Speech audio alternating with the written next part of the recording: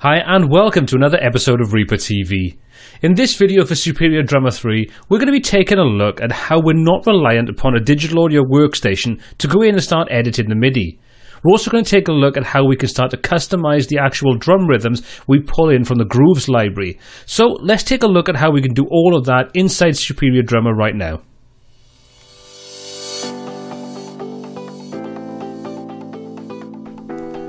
So if you've used Easy Drummer 2 in the past, you're going to find that the interface for Superior Drummer 3 is going to look very familiar. A lot of the same kind of tools and tabs and things are still here. Obviously there's a lot more on offer, there's a lot more power under the hood and a lot more customizability over what Easy Drummer does. But what we do have is the ability to go in and fine-tune some of the drum samples and the different MIDI grooves, but we also have one step further where we can go in and actually manually adjust the MIDI notes in the same way that you could do inside a digital audio workstation, but it will all be done inside Superior Drummer 3. So, I've got a drum kit loaded in, and what I'm going to do is I'm going to jump over to the Grooves tab, and we're going to take a look at auditioning a groove and then loading that in and take a look at how we can edit it. So as you can see, we've got a whole ton of grooves available to us, and I've chosen one already that's got a pretty up-tempo beat to it. It's 172 beats per minute. Let's take a listen to it.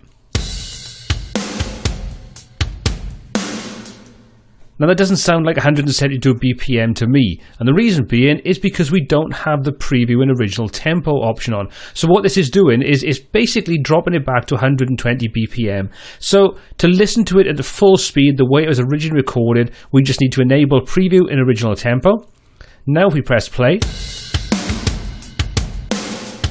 so as you can see, sounds a little bit better, and also tells us with this blue bar saying that we are not actually playing this at the default tempo, we're now auditioning this at its original tempo.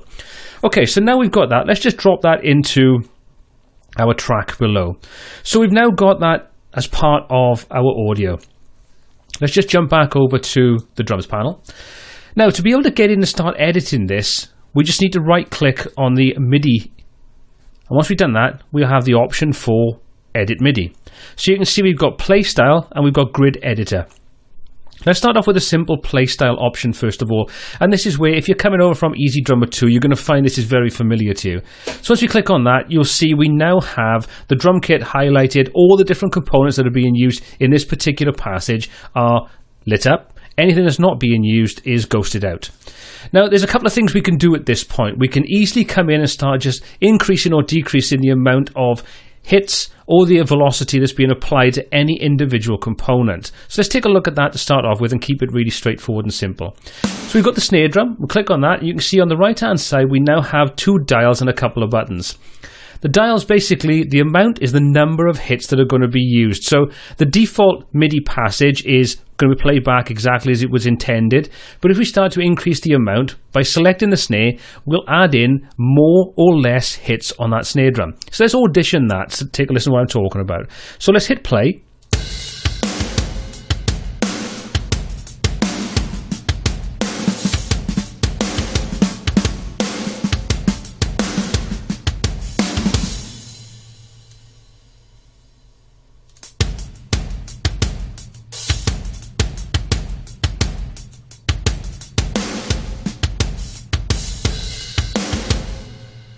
And what you should hear there is as you increase or decrease the amount slider, you're finding that what's happening is the hits are being added or taken away in a fairly natural way.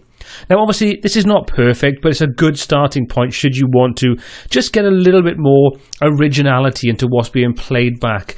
Now this is being taken from what a drummer would actually do. So they've kind of auditioned a drummer, played it with a simple straightforward beat, then ask the drummer to effectively add or subtract beats from that particular drum, and then it's been recorded and monitored. So when you increase or decrease the amount on there, it's doing exactly as its name suggests, in a natural way that the drummer would actually start to work.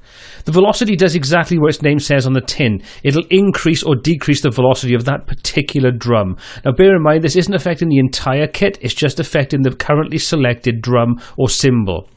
So there's a couple of other things we can do on here as well. You can see we've got power hand and opening hit. Now the power hand is basically what is being used to count that rhythm, the power hand behind the rhythm that's being played. Currently it's being played on the hi-hat. So if we play it back,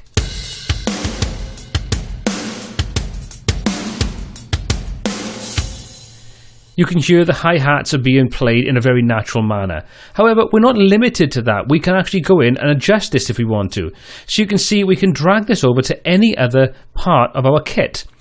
We can drag it over and drop it if we want to, or we can click and just basically go and select the other areas that we want. So you can see at the moment now we've moved that power hand over from the hi-hat onto this floor tom. So all the rhythm that's being played on that hi-hat will now be played on the floor tom. So let's take a listen to see what I mean.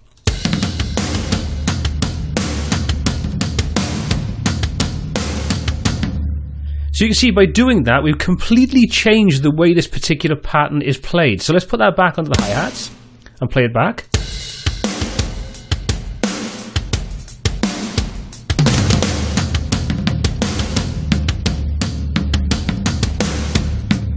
So pretty cool.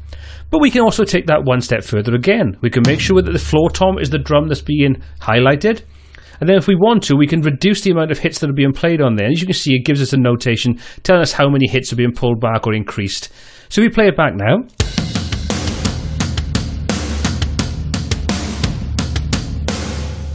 As you can hear, it's simplified that rhythmic pattern because the power hand is playing less notes.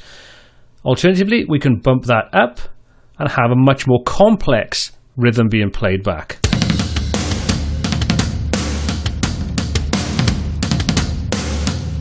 But what you can hear is it's a very natural because a real drummer's actually gone and played this pattern. So we're getting a lot of really nice sort of nuances added in there. And again, if we pull back the velocity, we might find that power hand is a little bit too in your face. Let's pull it back.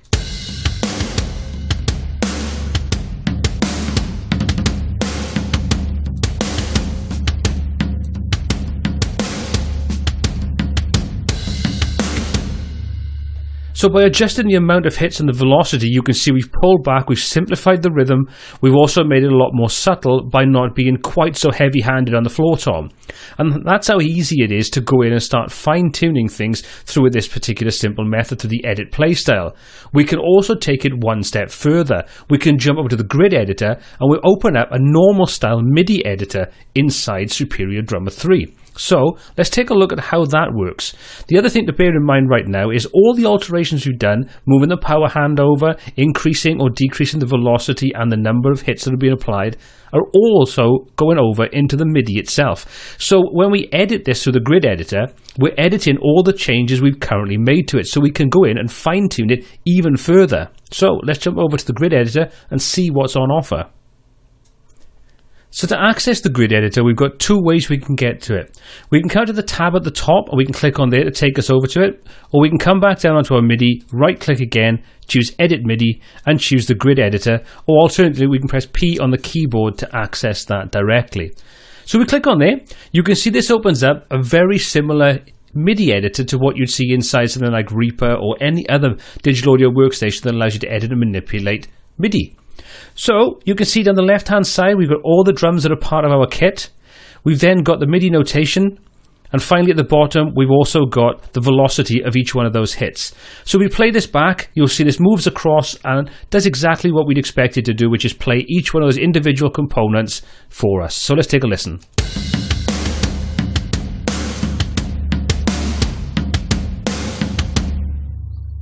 So nothing you wouldn't expect. But obviously if we want to go in and fine-tune things, whereas if we're in the edit playstyle, we can't start adding extra drum hits onto different drums in there.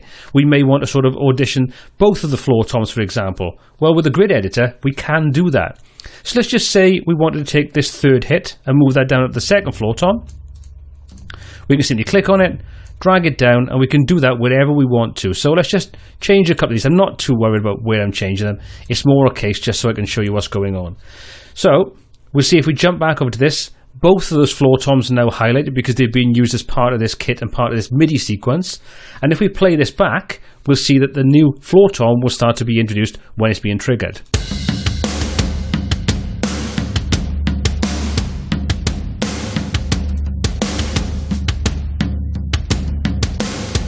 So it's very easy to go in and start editing things. We can start adding extra things in there if we want to.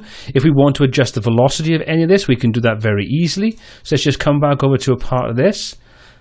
And all we need to do is just select the notes, for example, and you can see that shows us the velocity for all those notes that are currently selected.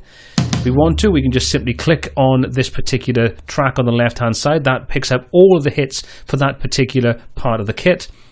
And we can start adjusting these if we want to. You can see that adjusts the velocity for everything that's being selected. So all those hits would have their velocity adjusted in relation to where they are in that sort of sequence. If we only want to sort of influence one, we need to click on just the one, and then we can start to edit just that one particular instance. So if you're comfortable working with creating MIDI in any digital audio workstation, you're going to find once you jump into Superior Drummer 3 and you start working inside the grid editor, it's all going to be pretty much second nature to you. You've got all the things you expect on there. You can snap, you can go through and you can adjust the actual timing, so the beats per bar that you've got in there. You could quantize, you can adjust the strength of the quantization so you can make it more or less sort of rigid to the grid. You've got the velocity, which you can adjust either by using the sort of little velocity window down the bottom or the velocity slider by here.